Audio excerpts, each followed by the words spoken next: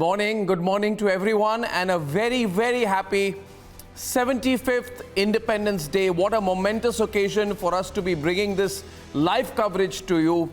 Our hearts absolutely swelling with pride. The Prime Minister putting the agenda for the country for the next 25 years in a very heartfelt address where he touched the main points. He was not going into micro of schemes, but if there was a speech that really put the large agenda, the 5 points that the country should consecrate itself to for the next 25 years, addressing the next generation, talking about the target for India at 2047. We have a lot of ground to cover while analyzing the Prime Minister's speech. But we are also on this wonderful, wonderful morning going to be going across live to our reporters in different locations. And we have 3 locations live already. And we have Shawan, who is with the Fire and Fury Corps, and he is there at Leh.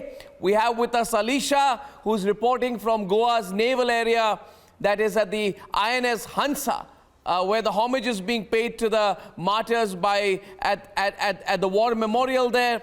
And of course, we have Varshini, who is reporting today from the cellular jail at Port Blair. So we're going to go to all these locations only to give you as wide a sense as possible of our people across this entire country are coming together to celebrate Har Ghar Tiranga today. First across to you, Shawan. Shawan is, ladies and gentlemen, at the Hall of Fame in Leh, where the flag is being hoisted in the presence of the Lieutenant Governor, top army officers, and there's a museum which is being constructed by the Indian Army there in memorial of the Indian soldiers who laid down their lives in the Indo-Pak wars. So Shawan, first, over to you. Over to you, Shawan, in Leh.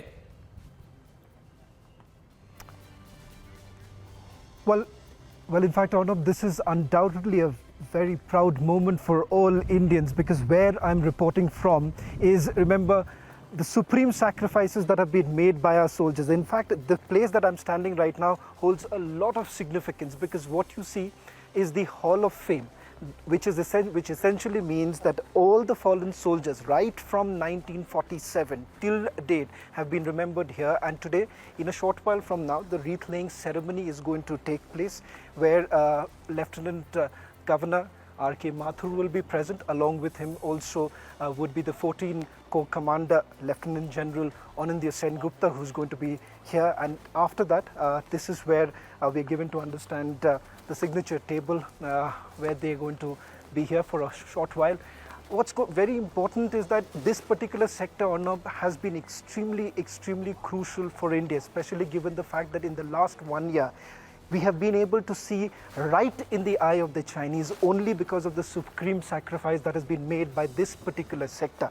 The only reason why in a short while from now you would see this particular area, if I can ask Surendra Rawat to just show you the stone here, inscribed by the names of all our fallen soldiers, the supreme sacrifices that they have made, and the treacherous place that they have been operating from. Let's not forget that this is perhaps one of the most difficult sector that our soldiers have been operating, and not to forget the highest battlefield, which is not very far away from where we are basically broadcasting.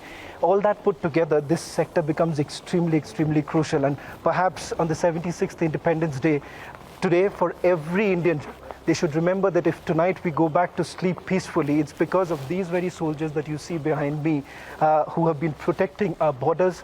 And this very border, let's not undermine the fact, has been one of the most challenging in the history of independent India, ARNAB. Absolutely, Shawan. That's Shawan. He's live from Leh, and the strategic significance. If I can just go full frame to those pictures coming in from Leh, the strategic significance of that event that Shawan is reporting live from is so important, because over the last couple of years, the way the Indian Army has really proved its strength and shown itself more than capable of handling every untoward incident, every challenge that is thrown at us from that location. Ladies and gentlemen, the Hall of Fame there contains weapons from the Kargil War, along with the various arms and ammunition captured by the Indian Army during the war. So that is Shawan, and when that event goes live,